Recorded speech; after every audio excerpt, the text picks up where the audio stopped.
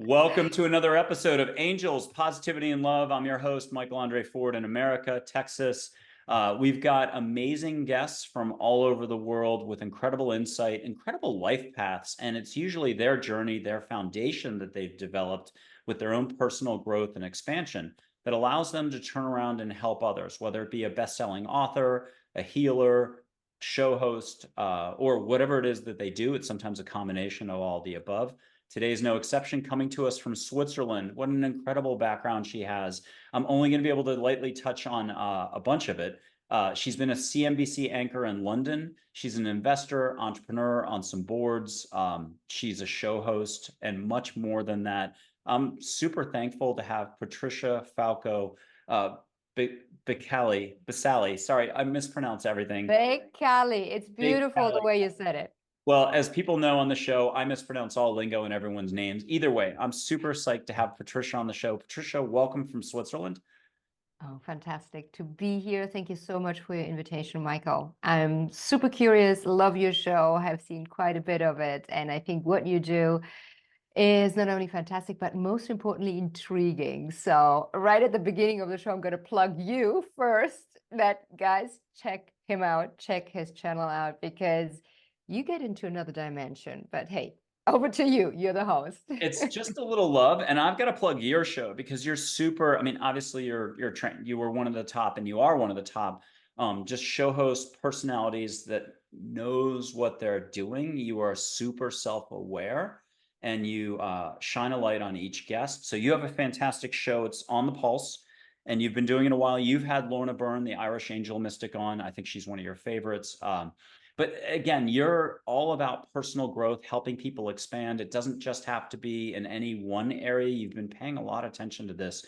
Can you talk to us about how did this all begin? You were on a beautiful career trajectory in a certain sort of wavelength, but at some point you wanted more and you wanted to go beyond what you knew. How did that all come about? How did you learn that the universe was way bigger than you ever imagined? Well, the thing is that sometimes growth happens in hindsight, I find, Michael. So I think you sometimes make decisions that are not necessarily conscious decision in that moment, especially when you're younger. But looking back, you go like, man, how did I know that I needed to make that decision, or that was actually a good thing to do, not to do, stand away from? So I have to say that my enlightenment, if I can say so, is a thing that happens on a day-to-day basis. And I think I only am aware that that enlightenment happened, once it's done. So whilst you try to live as consciously as possible, I think a lot of the things in my personal growth were more how I dealt with whatever happened to me, rather than I felt enlightened, or I felt conscious, or I felt anything at all, but I just knew that I had to stand up to whatever was around me, be it in a sense of the people, the situations, the challenges, or anything that I had to deal with on every level, as I said, as well as emotional. So my trajectory, really, if I look back, I think it's not necessarily down to me at all. I think there was a lot of luck. There was a lot of, I think what defines me a lot is my sense of dignity, that I would not accept certain situations or people treating me a certain way, or just circumstances that I felt were toxic to me. And that was something that I always did already as a child, where I would maybe face a situation where friends would do something and I would go along, and it would come to a certain level of activity, being naughty as you are maybe as a teenager, and I unplugged myself and I said, guys, I'm not with you at this point. I cannot stand behind it. So these kind of micro decisions, I think, it came perhaps from something that I wouldn't say is a consciousness, but was just like a deep inner, I don't want to call it wisdom, but intuition, that I luckily not only felt, but also followed. But because I think everybody has this intuition, everybody has that kind of guidance, that voice still in us, never mind the cacophony around us. And I was always able to just think, that's not right for me, and was accountable for feeling that, and never mind being maybe not the most popular person in the room, I would do my thing. And that is something I can say now in hindsight, looking back from the way I grew up, my scholastic career, my professional career, and also how I act in a private environment with people. You've had many pressure moments from many individuals across all those different environments over the decades. So when you say this, you mean it. You've had very good boundaries.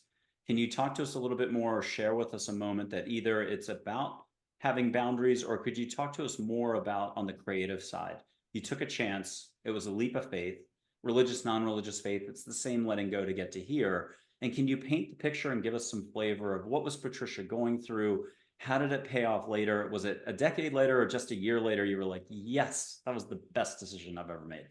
Yeah, maybe not a decision, but I think there is, as I said, I think there is pivotal moments in your life that you find later that they were actually pivotal, how you had to pivot, or you had to change, or you had to make a decision that finally get you where you are. Because you and I, and you know it better than I do, Michael, we are where we are because that is really the manifestation of whatever action we took in the past. So if people talk about the power of manifestation, I think you manifest with every little decision we make, and we are not aware of it as unenlightened youngsters. But just as a the story of my life is very simple.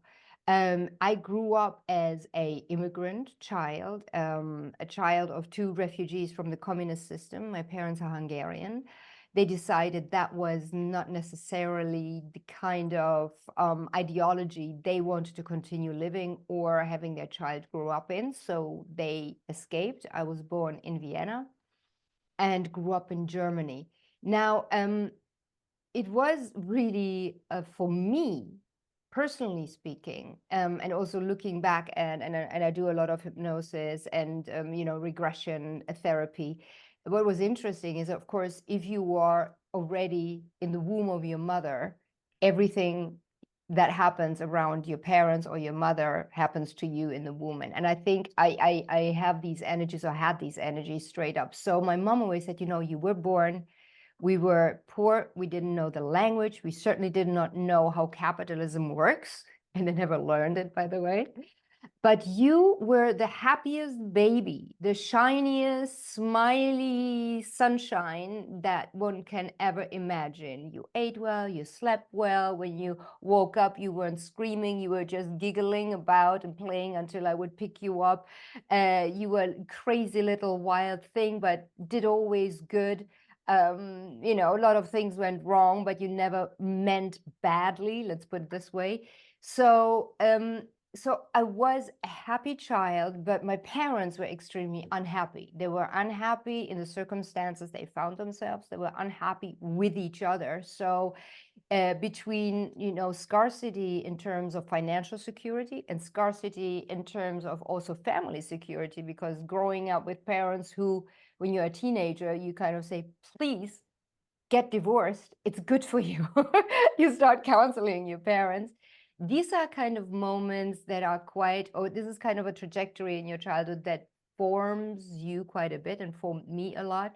So I want to say I had a hard upbringing, a poor upbringing, an upbringing where there was a lot of conflict, where I felt a lot of insecurity.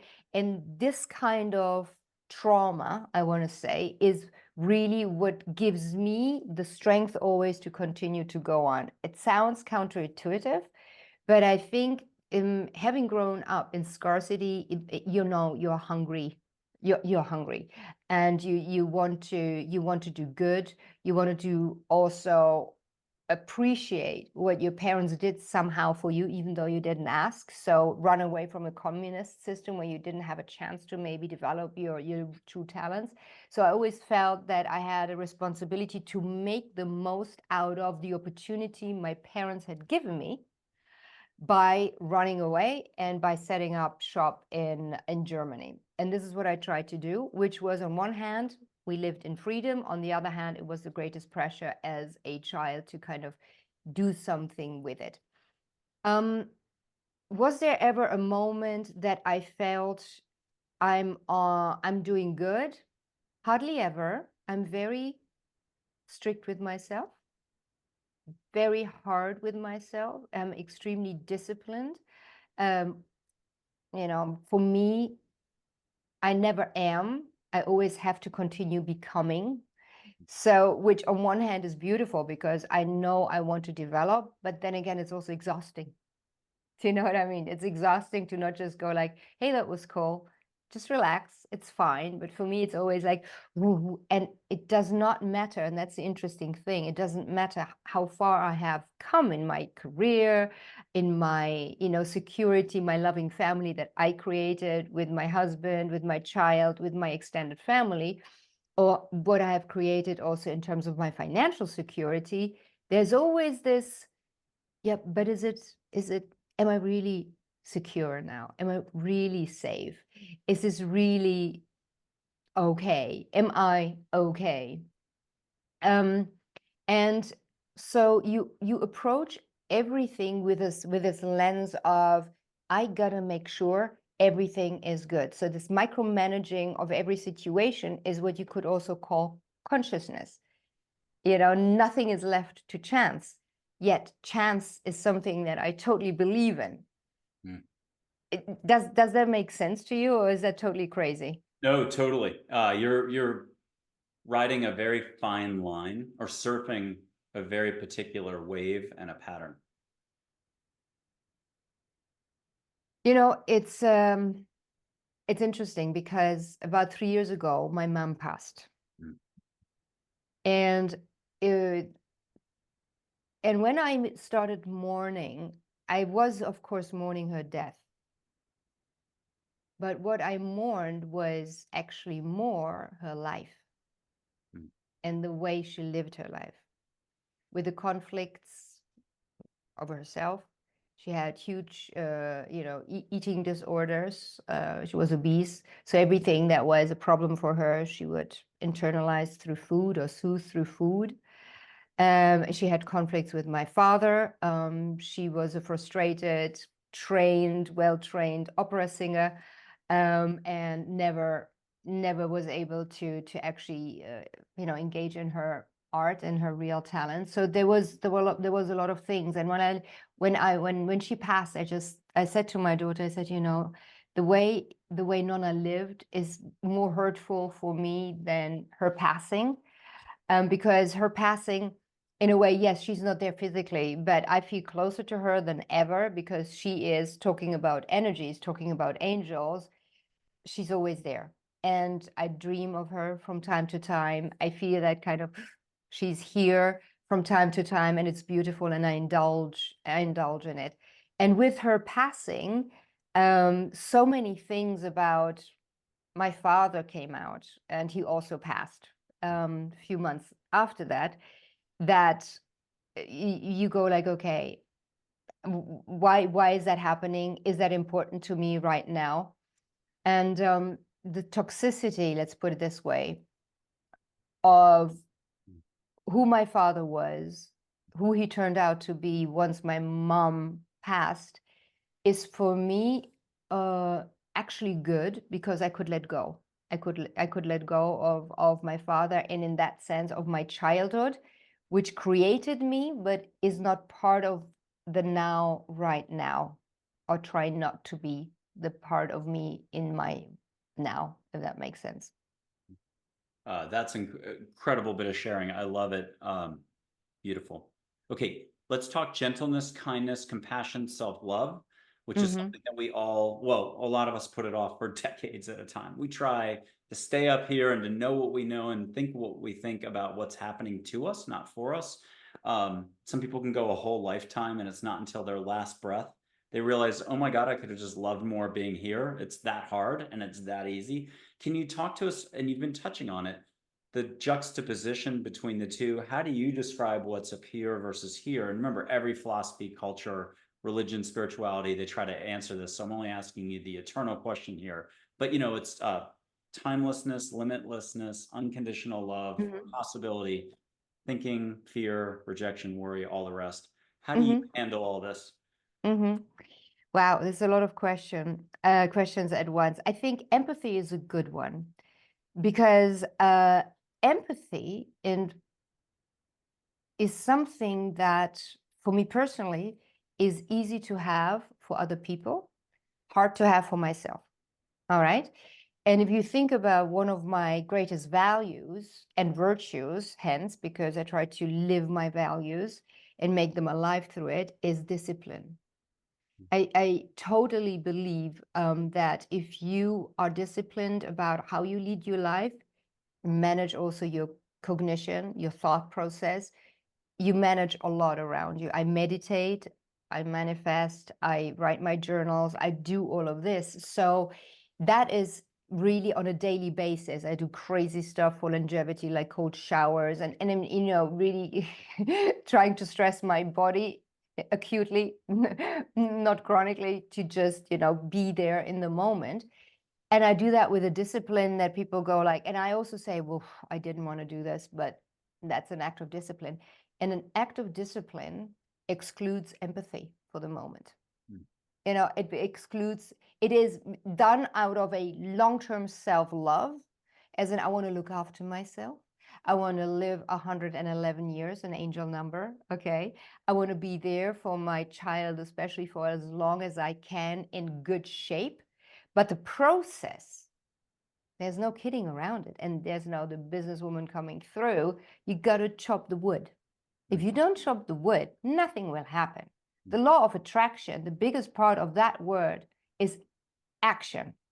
Attraction, action. Okay. So empathy, I can give to you. You come to me, I listen to you, I sit in the mud, like Cynic says, I sit in the mud with you. But I find it very difficult to sit in the mud with myself. And I say, hey, Patricia, what the crap? What are you talking about? What are you whining about? You just, okay, whine a minute. All right. But you pull up your panties and you do it. And that is like my husband says, darling, just relax. It's okay. And I'm like, yeah, but no. Yeah, but no. Do you know what I mean? It's kind of like, yes, but it's not okay. So empathy is easy for me to give to other people, is very hard to give to myself. And the question of self-love or rejection, I tell you a story. It's a very personal story. And that is, I think, what traumatized me. There were two instances in my life that traumatized me most in my childhood. The one thing was that, I was, as I told you, I was a total wild child. If now I'm like a sleeping pill compared to how I was. I mean, literally, I was physical in everything. I could not sit. I could not walk. I was running or dancing. I couldn't speak. I was shouting. I was just energy, like on whatever drug there might have been in 1970 and beyond. And I loved it. I was cool with myself because that's the way I was. But it didn't land very well with a lot of people, because I was annoying. I was loud. I was annoying. I was chatting along. I was, kind of like participating, thinking this is totally normal. It's like, yeah, hey, somebody has a conversation. Of course I listen. And of course I kind of like add my 5 cents to it. And at some point, I think there was this feeling of I was not necessarily the most popular girl. I was not at all like, I had my own clique, but that was more my ballet people. But at school, I was certainly what you would call an outsider. And whilst I didn't mind it because I knew that I was just different and that was okay, of course you suffer it. You suffer that you might not have that clique. You're not in that clique with the cool girls. And one day I came home and my parents were there and I was saying something and I described the situation in school. And they just turned around and said to me, well, of course nobody likes you if you're like that. And they just presupposed that nobody liked me. Mm. And I might have been maybe 5, 6. That's trauma. Until you're 7, your brain just downloads. You're not in the, you can't yet really debate, digest what was said to you and put it into a certain context of experience. You just download and that stayed. So rejection, or the fear of rejection, made me, and my husband picked up on it. I got married very late. He said, Patricia, why do you do this? You don't need to people please. You're cool. Stop people pleasing. Just be yourself, because I know how you can be. And it's everything else but pleasing at times. And so that stayed a long time, that I would people please up to a certain point. So also empathy up to a certain point, and then when you feel exploited, you go like, okay, that's a cutoff. But I think that stayed with me for a long time, that up to now, and I'm in my mid-50s, that I have to go, when I go into a room, call upon my angels and say, I'm dignified, I'm okay, and there will not be an issue for somebody to just go, I don't like her. And it's fine. I don't like to be, and it doesn't matter to polarize, I think. My daughter, for example, she doesn't polarize. People love her. I mean, you can have a kid, like smiling at her. You got her. She's so popular at school. People older than her, she's just, wherever she goes, people go like, "Oh my God, she's magic." I'm like, "Uh-huh." And I'm exactly the opposite. People either love me, or they go like, "Okay, let's just get out of the room." That was the one trauma. And the other trauma was, I came again home from school and said to my mom, "You know what? Today must have been about 13. Somebody commented on my butt and said, 'Hey, I've got a nice Brazilian butt.'" And I said it to my mom, not thinking anything. I just actually thought, that sounds nice. This Brazilian butt. Didn't know what a Brazilian butt was, but they didn't say it in a nasty way. And my mom, weighing about 130 kilos, which for a height of 165 centimeters, you might want to translate that into, feet and whatever, would say, of course, you're going to be fat like me one day. You're my daughter. I was like, huh? What do you mean?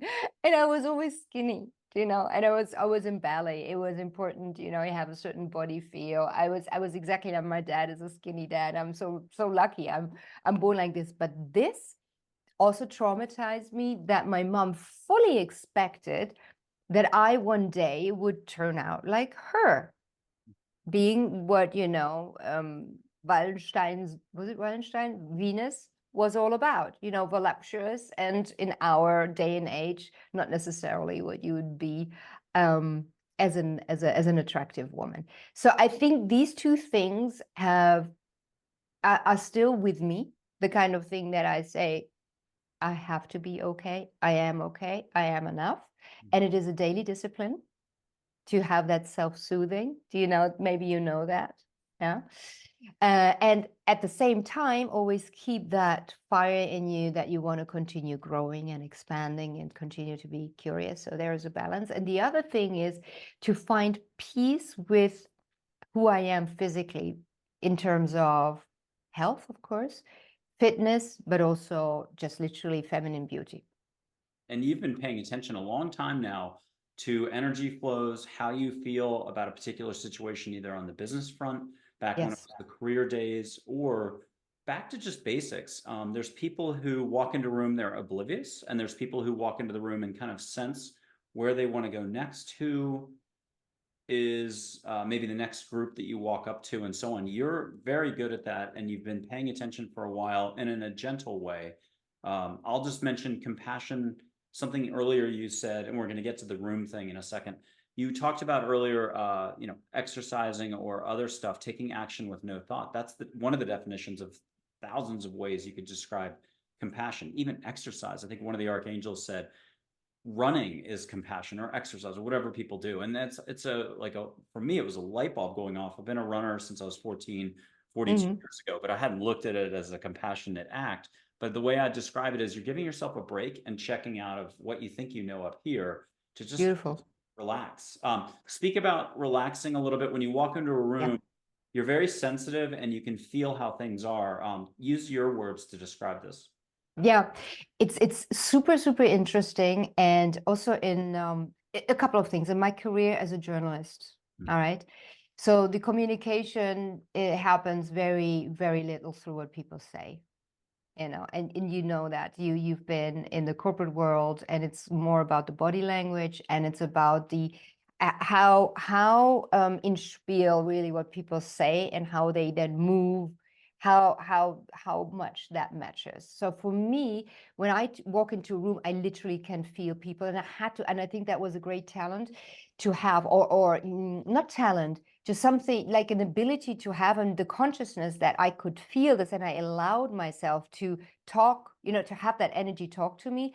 Because as a host or hosting panels, whilst I was working for CNBC, I had, let's say Davos, you've got literally thousands of people in the auditorium, and you have to feel the room. You have to feel the energy. And I always felt when energies were up or down, or when I have my people on the panel and I just could see and feel when somebody was eking to say something, disagreeing, but trying not to show it with something that was said. And I was able to pick up on it, and hence actually develop a really good conversation, which is a good thing to have. All right. So that was that. And I also always, in my interviews now, in my conversations, I don't really call them interviews, conversations that on the pulse, I always try to follow where I think they are taking themselves, a bit like you do with me. You just let me run, and then you pick up on something that maybe resonated with you, or you want to dig deeper, and that is beautiful. That is beautiful. That's not only listening, but you look at me, I look at you through the camera, so you read my eyes, and you see where my eyes go. When they go to the right, going into my memory about things. If I go to the left, I'm inventing, so you cannot even tell what I'm actually saying, is that really true or not.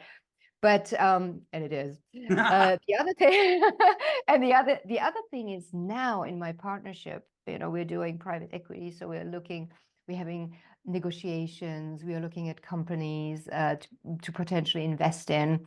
And for me, and I think this is very much my role, and I'm the only female partner in that partnership. In that sense, we have one more, but she's more on the operational side. Is I read people, and I can pick up on, is this potentially a good deal, because other people good behind that company. And so for me, I said to my daughter, darling, why do you study business? Business is the last thing you need to study. Business is something you pick up on the run. Okay, you do a little bit of accounting, do a course on accounting, you know how to read a balance sheet, read the news, but what you need to read is people. You need to see what people say, how they say it, how they react to what you say. When you ask them questions, do they come across as if, in a deal, in a negotiation, in a pitch, it's not me being the pitcher, the most important person in the room. It's you listening to me and my pitch that is the most important person in the room. Even though I'm trying to sell you something, but selling, I always said, doesn't come through the mouth, it comes through the ears. You listen, you pick up on people. And I think this is what is a good guide in anything you do, but especially in business. And people always say, oh, business and banking, it's so cold and everything is about money. No. The sustainability of any business is who stands behind what is done, who stands behind GE, who stands behind a startup, who stands behind Revolut. It's the team. A company is nothing else but a bunch of people with certain mindsets, with certain energies that make or make not a company work. And you need to plug into that first, I think, because you wouldn't speak to these people if you didn't think their business idea is great, that there's an opportunity for the business to work eventually if you invest or you operationally, make it work better, improve it in their operations. But any great idea will not make it with a crap team. A good team can make a mediocre idea to a great business success.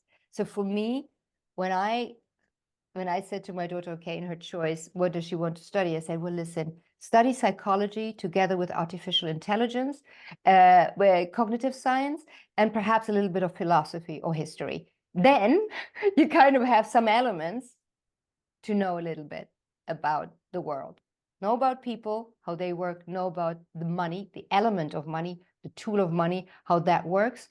And you're going to have a couple of very fundamental pillars you have a decent life on and a decent life, mindset. So for me, just to say that the energies to wrap up and answer your question long-windedly, for me, picking up on the energies, going into a room, everybody has that, Michael. Everybody can walk into a room and go like, oh, that's a bit creepy, or oh, that's a sleazy guy, and then they just pass over it. Don't pass over it. That's your angel talking, or that's you talking, your ancient wisdom. I don't know in what life you are. I think I'm in my 5th life. I don't know if you believe in reincarnation, and yeah, okay. So which life are you in? Have you ever found out? A few, we'll put it that way. After the show, we'll talk. Okay, after the show we talk. Okay, it's for me to. Okay, I'm in my 5th life. So and I truly believe that when I am in those rare moments of silence is where the news comes up, not the noise. Beautiful. Yeah. And that's very hard to find, even with enlightened people, even with people, and I don't think I'm enlightened. I'm trying to be, but in meditation, it's tough. It's tough to be still. Everybody says, well, find your stillness. Guys, it's not easy to find stillness. Yeah, people go like, relax. I'm doing a diploma in hypnotherapy and NLP right now. Super interesting. That taught me a lot about how easy it actually is to change mindsets, and that psychologists a little bit, they're good, and they know the how and the why, and let's talk about your past. But how much can they really change from 1 minute to the next, your behavior or your response to certain triggers? And having been also a subject of hypnosis, for me, this moment from A to B, from one Patricia, one moment to the next Patricia, next moment happened, which led me then to say, hey, I need to study this. What the hell is that magic? Yeah. The business model of a hypnotherapist is crap, because with 3 sessions, you don't need them. You're out. If you're doing the Freudian way, and you do your the psychotherapy, you can sell 1,000 lessons as sessions to your client, and I'm not sure that the why is so important as to the how, which in business is also more important. It's about the execution. And I can always compare hypnosis with your car's broken, you open the bonnet, literally, you look what is wrong there. Okay, you unscrew one thing, you rescrew something into it, you close the bonnet, and that's the change. And it literally is like that. I don't know how familiar you are with hypnosis, but I thought that was impressive. I like the surfing metaphor. They say that wherever you lean, wherever you look is where you go. And it's like that with your attention, and why I've got to emphasize, I cannot emphasize enough to the audience, how many thousands or tens of thousands of situations you've been put in. Being a CNBC anchor before that, just in finance, being in so many meetings. being female, but it's not just that. It's also the type of energy when you're super energetic and a go-getter. There's also additional attention paid your way. And so having to have the discernment and the boundaries, it is a super skill you've developed, not just a skill. And so I spent enough time in New York City. I think I was there 2 different tours, 20 years total. The Lehman Brothers crisis was what ultimately allowed me to escape with a 3rd layoff at a $1 billion company. I was one of 72 people given an hour's notice, and then I had the whole intuitive thing hoisted on me and opened up. But what I wanted to do is pay a compliment, because you've been operating in a way, and this is going to be a stretch to make this connection, as if you've been training at a East Asian temple. You know, they give you first the broom to sweep the dust off the stones, while the monks who have attained monkhood are walking by knocking the dust back onto your stones, and you keep sweeping. And we are all sweeping for a very long time in life until there's a realization. They say the fruit is ripe when you're close to popping out. And I'll leave it at this before we jump to the next topic. There's a classic, it's not a koan, but there's a lot of Zen sayings that are between a master and a student, trying to give the student a chance to arrive here and to show that they've sort of been in a moment of enlightenment, just opening up. So here's the students are always encouraged to challenge the teacher with a statement. And it also happens when 2 Zen masters run into each other. It's the craziest conversation. People, it'll be hard to follow if you're a Westerner. But here's the question. The student comes running up to the Zen master and says, "What about it when I seek to be Buddha?" And the teacher says, "What a tremendous waste of energy." So the student, to be kind of spry and little wily, says, "Well, what about it when I don't waste energy?" And the teacher says, "In that case, you're Buddha." And I would just point out that for the flows, you're very good at not wasting energy, at least on the societal, business, career, and interpersonally with people. You've learned to ace that quite well and to surf all those moments. Can you share with us a moment, though, that was beyond the human to human level, and you had an influence that you know was universal? You got steered in a divine, or whatever the word is, a magnificent way that you very much appreciate. Your thoughts go to it at least once a year. You look back and you know there was something more going on to help you than just the immediate surroundings. Can you share one of those memories? Yeah, absolutely. I think one of the most, there are actually quite few, which I, from time to time, think about. The first one was actually with my very first job. I was still at school. I was 16, and I wanted to, and with 16, you're allowed to have a paid job in Germany, all right? Like a little side job next to school. And I applied to this perfume chain called Douglas. In Europe, you know it. Okay, so it's just like a little supermarket for beautiful cosmetics and whatever. And I started working there, and it was, I think, always in Easter season and Christmas season. And my job was nothing else but making little packages, little present packages. So when you buy perfume for, your wife or for your husband, so I packed them up beautifully. That was my job all day long. When I worked there on Fridays and Saturdays, or in the afternoons. And at some point, again, I had the issue that I was not popular for whatever reason. I just did my thing. And my boss back then, Frau Kniss, I remember her, she was beautiful. She called me in and she said, "Patricia." And I said, "Yes." And she said, "Well, you're lovely, but you do have an air about you, an energy about you." And I said, "Yes." And it gives the people the impression that you think that you are better than them. And that's not so good. You want to watch out for that kind of energy. And I said to her, "I'm so sorry, I did not realize," but I did realize, because literally what I had back then was an intellectual arrogance. You wouldn't believe it. All right. So, and that comes into the realm of, on one hand, growing up in scarcity in Germany, but coming from a very wealthy background, both sides, parents, pre-communism, and things were taken away. So from a DNA point of view, and also how we were intellectually at home, the financial did not represent our DNA or my background. So I was always raised, of course you're going to be an academic, of course we are all academics, da da da da da. And we had never talked about, oh, did you see what the neighbors did? But it was always politics, or it was philosophy, or it was science. My father was an engineer, and my mother was the artist. So there were always these big issues that were important to discuss at home, and we did.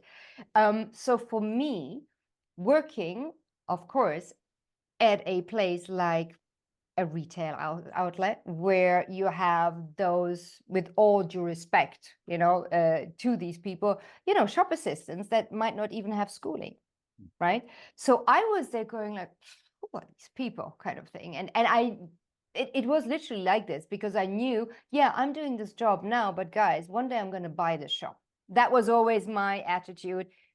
Wrong. And that was a big pivot in my God, because she said, you can't. And I told her this. I said, you see, I am better because one day, I'm going to, be a CEO of a company like this, and these guys are going to be working for me. And I know it already now. And she said, you're fantastic. I do believe you. I see it in you. However, how you're going about it is wrong. These guys right now know 10 times more than you will ever, until I still keep working for us. And that was a pivotal moment for me, Michael, because it was a slap in the face going, you learn, please, from everybody. It doesn't matter, actually, when you are high, you're talking to somebody that might be not as high in whatever you high define, but not at your societal level, intellectual level, it doesn't matter. There is no way that you can have that arrogance, that you can think you're above somebody, or that one day you will. She said, you learn from these people more, they teach you more than you could ever imagine. That was my first zinger. And it stays with me, and I am so grateful for that moment, because that changed my trajectory of how I was, and how I wasn't humble. I wasn't humble, okay? I was always confident, full of myself, having that, I'm gonna run the world kind of attitude, which on one hand is good, but hey, it can be just toxic. And that is what I had. So she totally pruned this, not around. I mean, she cut it out of me from one moment to the next. And I thought, yeah, she's right. So I'm grateful to Frau Kniss. And the other person was my very first boss, Siegfried Biel at Lehman Brothers, because I also worked for Lehman Brothers. I don't know if you saw it on my CV, as a junior broker. And he said to me, Patricia, whatever it is, make sure you always say hello to Madame Pipi. And here, Madame Pipi is just the lovely lady that looks after the lavatories, right? And makes sure that every time you need to use the toilets for whatever reason, that it is pleasant, well-smelling. Because he says, maybe one day Madame Pipi will be your boss. Same sort of concept, right? And he didn't say that to me because I had a certain attitude or arrogance about me, which I didn't at time. That was after university, as I said, my first job. But I thought that is so true. And I always say I'm extraordinarily nice to people that, are not as fortunate that my life turned out to be. And yes, and not only thinking, okay, maybe one day they will be my boss, but simply because we are humans, we are souls, we are energy, and there's a different level to whatever labels us in this society, what we label as he got it, she got it, they're cool, they are not. No, there is a certain level where we're just humans, and this is how we need to meet first, and where we need to appreciate the other person. Then the rest comes. And that was another very pivotal moment, I think, that shaped the way I move also in business. Yeah. So for me, the important people is the doorman, is the secretary, the receptionist, Madame Pipi, is all these people that are facilitating whatever I need to do. Yeah. And yeah, so I'm also very grateful to good old Ziggy. Well, Plato said, be kind, for everyone you meet is fighting a harder battle than you. And the only way you can believe that statement is if you happen to be in your heart, because otherwise you're like, hey, whoa, my life, you'll challenge it. You'll be like, but I've got it harder than half these people over here. I remember in New York, I chatted with everybody, like cab driver. I'd be looking Yeah. for an excuse to speak some French, doormen, security guards in these buildings. Everyone thought I was from California, or at the time, Conan O'Brien is more Excuse me. popular, but he's 6'1". I'm not that height. And they'd yell, "Hey, Conan," as I'm walking down the street, because I had a little resemblance back then. I don't know if now. But so I love talking to people. But again, no one thought I was from New York City. And they're all like, you have to be from California. That was back in a different age when the media was the media. California was California. The Beach Boys, Yeah. relaxed, everything. Talk to us about your show a little bit. It's on the Pulse. You Yep. started the show and now you're well into it. What are you surprised about that you've learned from being a host on this show? Yeah. What am I surprised? I mean, okay, let's put it into context, Michael. So I started the show out of pure desperation during COVID. Yeah, I was bored out of my head. And as much as I love my husband and my child, at some point, you've read all your books, I needed stimulation. I needed to talk to people. And I'm a very communicative person. I've got two big ears and I love listening to other people. And I just wanted to reach out and ask people, hey, what do you think where this COVID is going? And yada, yada, yada. And this is how I started back then, the podcast, just filming what other people would chat about. And I just thought, everybody has not only a life story, but they have their own wisdom and they have their expertise. And I am, mid-50s, you feel that you are at a point where you want to share, you learn so much, but you see that the next generation is just so much more important than you are, simply because they are, and what you can contribute to have them do a good job, you start wanting to do that. Yeah. And I don't want to call it giving back. I call it, I want to make sure, going into the micromanagement, that they kind of pick up on certain important things, and everybody has these kind of stories to share.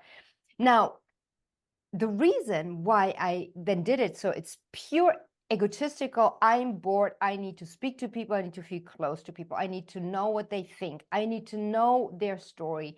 And this is why everybody says, Patricia, you will never make money with On the Pulse, because you don't have a focus. You talk about biotechnology and blockchain, then it's angels, then it's spine surgery, then it is this book, and then it's that book, and then it's the microbiome, and then it's venture capital, and then it's private equity. You need to focus. I said, do I? Why do I need to focus? I don't need to make money. I mean, that's the point, Of course, what you do have to do is, if you want to be a successful podcaster, and you being one, is that if you have a vertical, you can attract a certain defined target audience, which I don't have necessarily. I know who's watching me, but I'm not going and I'm producing for a certain target audience. So your subscriptions, and I never promoted On the Pulse error from day one, it's just organic the way it is.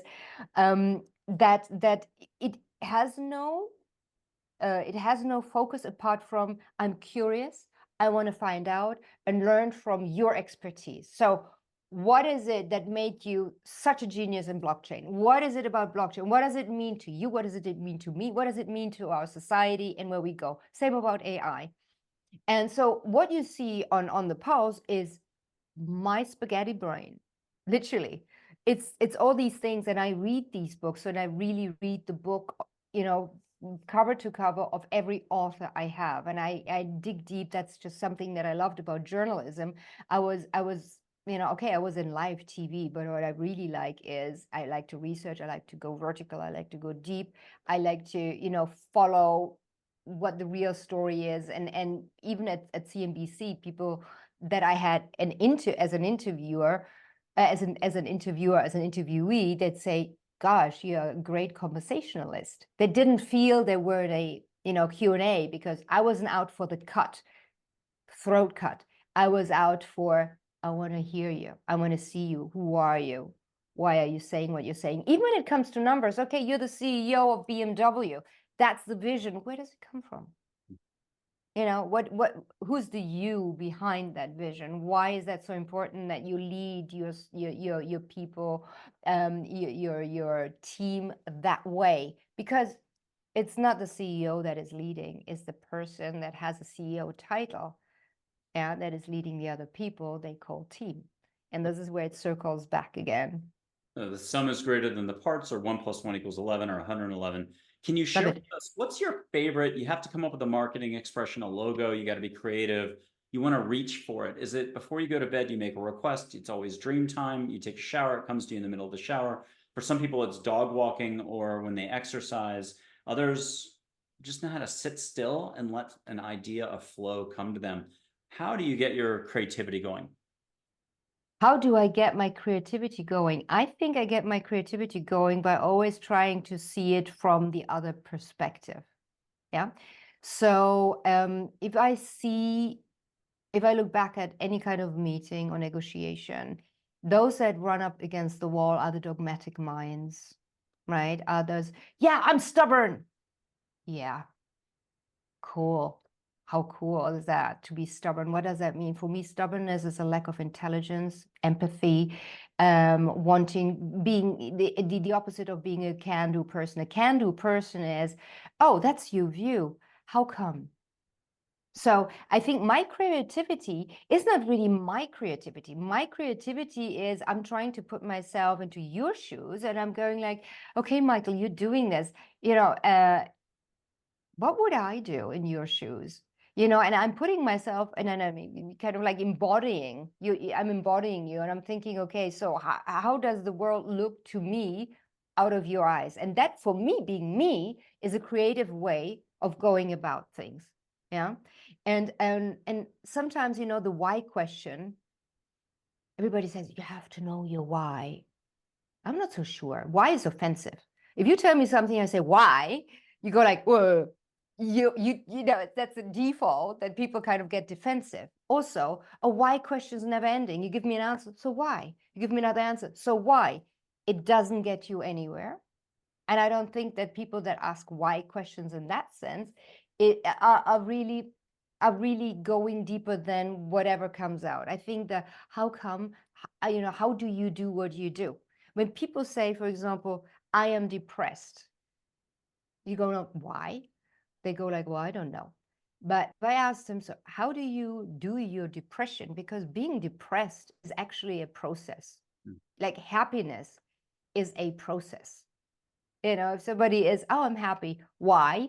Well, because, I had a drink with a friend and we had a good laugh, made me happy.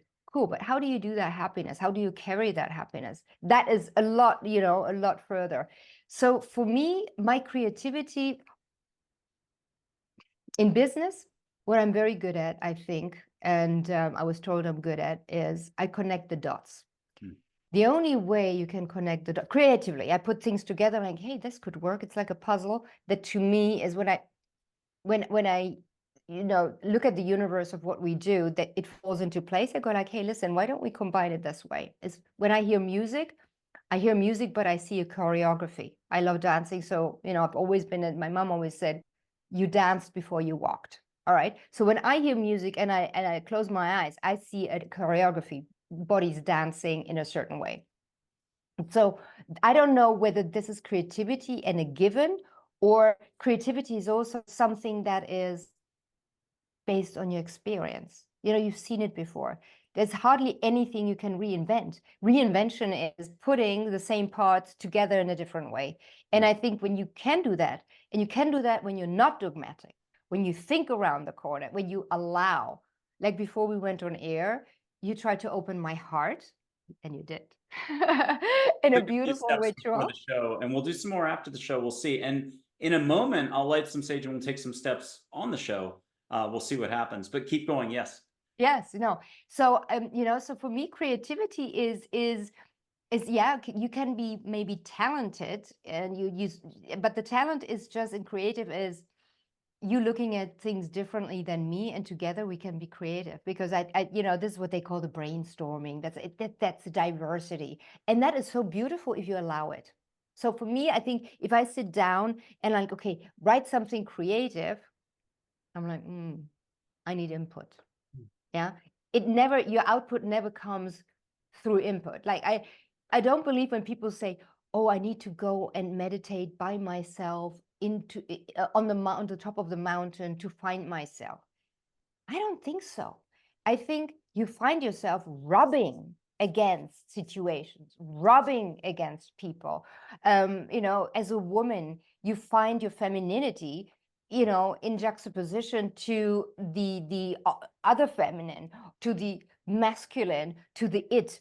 But you do not, I mean, that defines you. You are like a diamond. You become the sparkle through whatever you expose yourself. If I expose myself to my own nothingness that I might feel without this kind of experience beforehand, I cannot be creative. I cannot find myself. So you need that experience to then maybe go like, okay, what did I just hear? What did I see? And then boom, boom, boom, boom, boom, it might fall into place, and you're gonna, hey, that could be something that might create something novel. We're going to do a public service announcement. Please type a comment reacting to anywhere along the line, something fun that Patricia has said, insightful. Share your own bit. Just say, hey, I love this. Also, again, enjoy, share, like, subscribe. I'm going to mention, for the sake of ballet, our very third guest in the inaugural sort of week or month of the show in 2023 was a former German ballet international dancer. So it was like the Berlin State Opera. And she shared moments before the production lying on the stage. Before it was more than a few stagehands around and no audience. She would look up and see movement, actual light and figures. When she was super sensitive as a kid, she shares this all on air. She said at that stage in her life, no pun intended, that she was not as receptive. She felt it and she accepted it, but she didn't want to deal with it at an intellectual level. Speaking of which, people can go beyond time and space. You know this if you think back to a memory that was in the past and you smile. You are super psyched about that Bahamas trip, even though it was 20 years ago. It still feels like yesterday. There's no limits. And so I have a little bit of sage. This is the essential moment in the show. I light some sage. If you're new to the show, you'll catch a little bit of sage smoke, campfire smoke. It could be flowers or ocean, whatever you'll allow for. But give yourself permission to let go. As I light it, if you're already like a healer out there somewhere, you might even taste it or start smelling it right off the bat. And I only have one rule or bit of structure. It's give yourself permission to let go, but ask the universe to get involved. I kind of feel like the universe is already doing most of this. You have to get out of your own way. So say something like, universe, angels, get me out of my head into my heart, make this nice. Amen, rock and roll. Thank you. Om Saram, if you're from India. We already did this before the show, so we know it works. It's good to test. We haven't really bombed out on the show yet. And we've got 162, 3 episodes all the way into January now of 2025 as of this morning. We went to 3 shows a week in the middle of 2024. So Patricia in Switzerland, this is Michael in Texas, your show host. I'm blowing some sage your way. And are you catching campfire? Are you catching sage? What are you catching in Switzerland? I'm catching my beloved smell of burning coal. I don't smell the sage, but I smell burning. If anybody at home wants to do something with they can do the chubby checker or Elvis. They can wiggle their hands or shake it like they're a kid. Anything to let go. But Patricia, can you let go one extra bit? Maybe breathe extra with your shoulders. Ask for a flower smell and see if you catch flowers, but it could be an ocean. Majorca, Seychelles, Azores, Fiji, Bora Bora, Tahiti, you name it. And some people get audio, they get the palm fronds, the wind, and the wave action. Are you catching any extra oceany stuff? No try yoga. Yeah. Yeah, no, I'm catching more of the smell, and I'm actually catching a sound, which is more of a sound. But I don't know whether it's waves or just, that white noise you sometimes get. Oh, I love it. Hey, that's a step. At home, play this over. It's all over the videos on the channel. And there's actually people who write in months later, years later. This could be 2030. And they're saying, I got lavender, I got sage. So it has nothing to do with the linear, which I think is one of the messages Patricia is handing us. It's more your energy, universal energy, and stuff like that. Now, I'll put up an angel photo for you as well. I got to find it. Her name's Joy. She's the emotion Joy, the first person everybody meets, usually, if you're going to go meet unconditional love figures. You can treat her like a fireplace and put your hand up and feel sparkle if you wish. You'll also maybe get yummy in the tummy, a whoosh down the back. There's 1 million ways to feel energy. And who cares if it's through 2 screens? People have been doing this for over a year now on the show. What are you feeling on your hand, on your body, up and down your back? What are you getting? A little whoosh somewhere? I'm getting a warm feeling in the palm of my hand, just of my hand, just here. Awesome. And Like then as if I was just about to grab that pink ball. Yeah. I love it. And then just ask her any gentle question, like what does she have for us, or a topic for you to touch upon that we skipped. You'll hear something come up, I think, right away. So what did you get from Joy? And then share with us a little bit on that topic. And I'll buy a little bit of time. I'll say no track. Yes. Okay. Yeah. No, she wants me to talk a little bit about my dreams about my mom.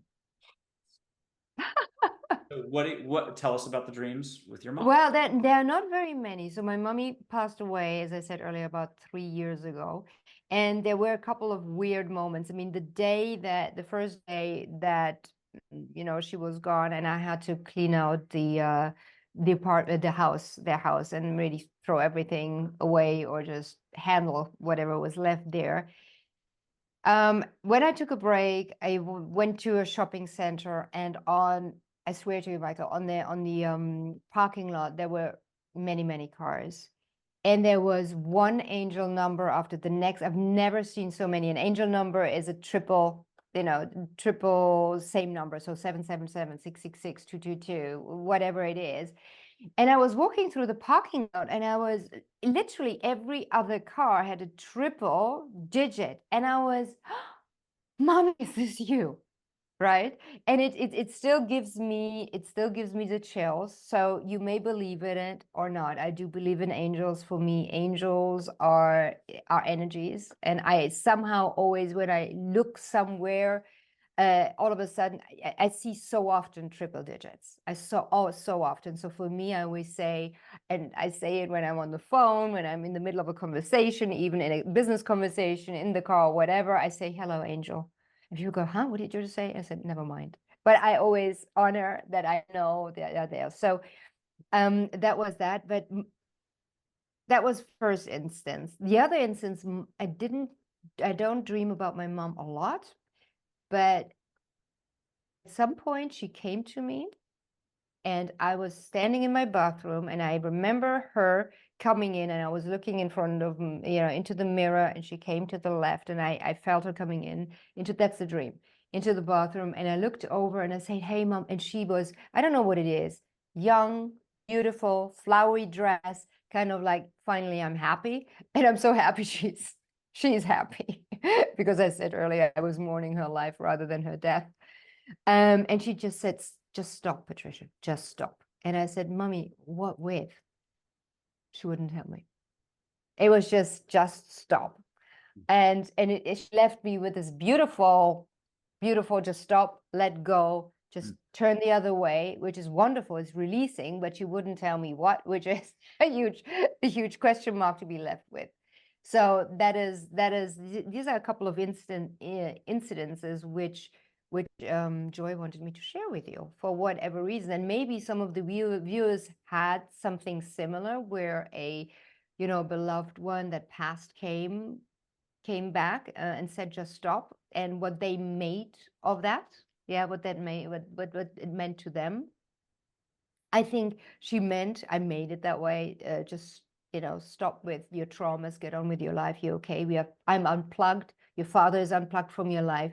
Finally, you don't have to worry about whatever you started worrying about as a teenager, worrying about your parents not being okay. Maybe it's that. I don't know. Maybe somebody that watches our conversation might. We have Audrey Hepburn coming up next, last angel for the show.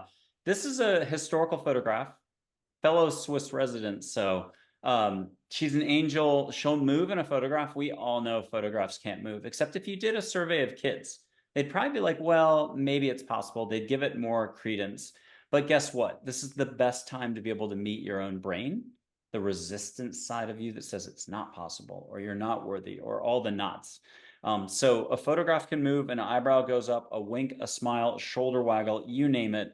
It's Audrey Hepburn. She's half grace in the moment, sparkle in the moment. Here she is. And you can hear what she says about what your mom said in the bathroom. Just get you don't have to share it out loud. Stop, your mom said. Hmm. Nod or give a thumbs up or say, I got it. I What got it. good. And then what does Audrey have as a reminder on the compassion, love, kindness front? You know, when we all interact, it's so much bigger than we realize when two people bump into each other. Yes, it's interesting that Audrey Hepburn is part of the angels that you choose, Michael, because she was the absolute idol of my mom. Oh, I don't know. Yeah, exactly. I mean, it's like so weird. I didn't want to say anything about it before we came on air, but she, my mom, Audrey Hepburn, every single film for her, it was the most beautiful, not even woman, creature in this world. you can And I close thought, your eyes if you want and do it this way. Close your eyes. Let a vision of your mom come in next to Audrey, or Audrey first and your mom, both in flowery dresses to make you laugh. The dress, the mhm. fashion will catch your eye. And just that'll be it for, you don't have to do anything else. After the show, we'll take a couple steps. But breathe extra at home if you want to get a vision of Audrey like on a beach. If you want to see a relative in the distance, like 4 football pitches away, something really far away, because if it's a relative, you really like get, emotionally up about it. But if you're cool about it, then more close and personal. It's the brain is a very sensitive thing, and it Mhm. set you back for decades. So are you getting a good something right now? Yes. Oh, and have Audrey and your mom give you the final bit for us on the love, compassion, just being trusting. I'll do a couple definitions of compassion from like angels, I think, maybe other figures. I'll read 3. You stay as you are, but when you do come back, you're going to wrap up the show for us. Raphael, Archangel Raphael said, compassion is releasing fears and judgments. Jesus put it this way in like 2014. Compassion is open eyes and an open heart. Dale, who coached an Olympic athlete we'd all know from the 70s, 80s, he or she won a lot of medals. Not the point of the exercise, though, to follow their unique life path. He said, compassion is just being and trusting the outcome to be of the highest intent for all. And I'll do 2 more. Mac, don't call her Mackenzie. She's everything about plants and animals and nature. She said, compassion's treating every moment with the awareness of a newborn baby. And last one, Native American chief named Dullknife said, unconditional love figure, said, compassion is being kind to yourself and letting go of past failures and accomplishments in the now. And I thought those are all brilliant. Okay, Oh. Patricia, come back. And what are you getting for us on the kindness, compassion, that it never, like growth and expansion, never stops? Life has a way of reminding us of, get to here. What's your big final reminder for us all? Well, that I think that the now is the real what is us. So this second that I speak this word to you, Michael, that is the same as the past and defines our future. So I do believe very strongly that the now defines who we were and who we will become. And when you think about the now, or when the now mindset is something that you carry with you, and meditation helps you with that a lot, I think, then compassion is a no-brainer. Mm. Because if you want to make the now good, compassion and the kind of allowing anything to be just the way they are, as long as it's not harmful for us, of course. Let's be, rational at the same time as heart driven. I always say, do what you feel like, but take your brain along. I think the now makes all the difference. So us having spent an hour and half together, we spend our 1.5 hour of now together. The moment we click off and I turn around and join my family, and you do your thing. What we've done is the past, but we will carry it in the future, into the future. Yeah. And this is why, you know, Eckhart Tolle, it's okay, it's pop psychology, but it doesn't matter. It doesn't matter. So for me, I always say to people, do not underestimate what you think, oh, it's just a little thing.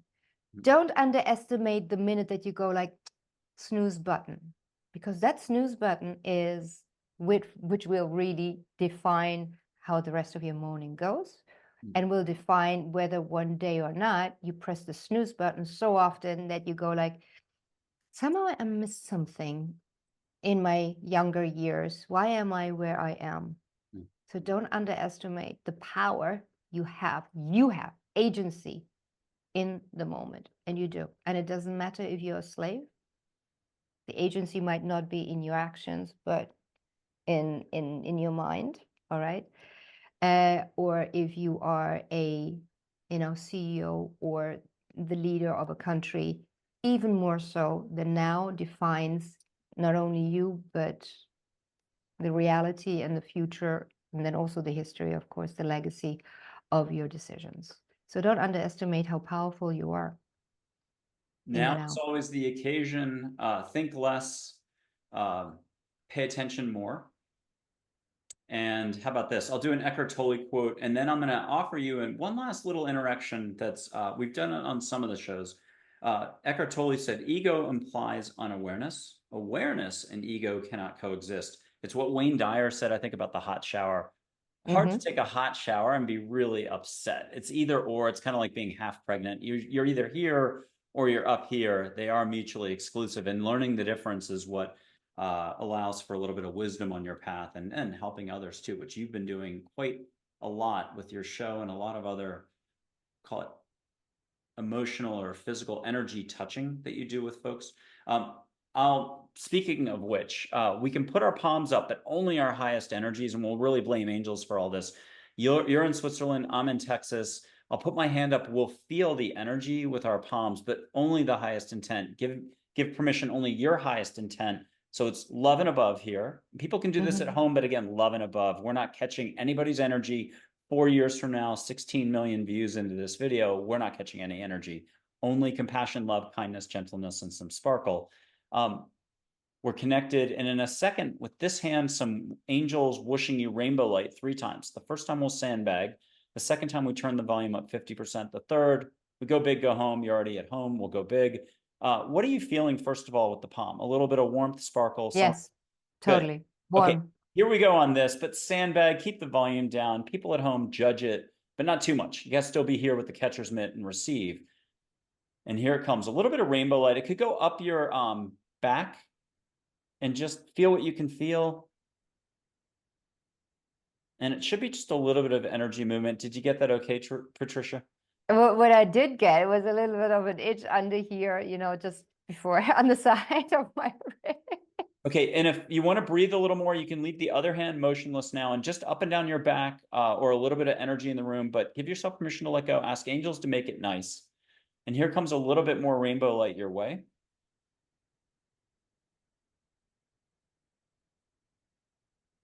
And could you get that a little bit more?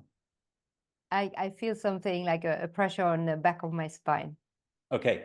The third, no holds barred, just allow for a good whoosh. If anyone's carrying something around, ask angels, the universe to, I don't know which way the chakras work, but I think it's from the toes to the head. Don't ask me any details. Just ask for a whoosh that lifts off of you, anything that you're willing to let go of. There's a lot of stuff we hold on to that we clutch on. And if you're willing to let go 10% of whatever you think's a big deal, 20%, go for 50%, or you can have it all lifted off. Here's the bigger version. I'll blow through the mic though, and catch a little bit of Fiji in the air. But again, it's angels. Don't look at me. It's just rainbow light. Okay. And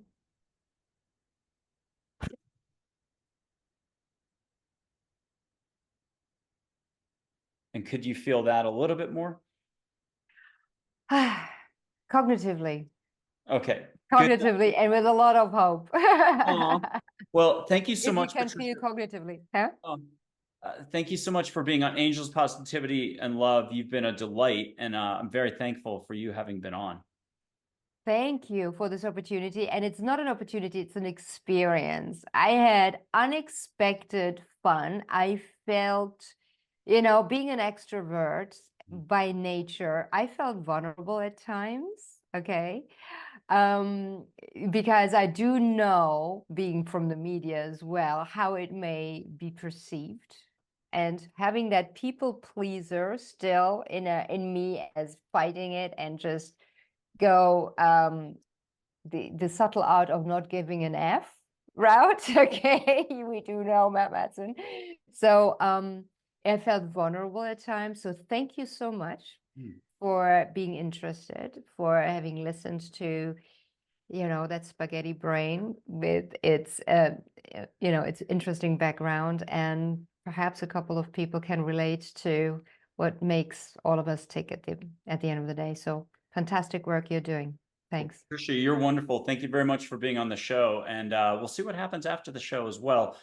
Again, everybody click subscribe, like, share, and comment, and so on. Just a little bit of movement on your part helps many others get the experience of, we call it angels, positivity, and love. And a final reminder for everybody, positivity itself is abundance. You just start a little bit of a shift to get to here, and you're all set. Life will help you discover you, not necessarily the other way around. So thank you very much, everybody. Thank you, Patricia. Take care.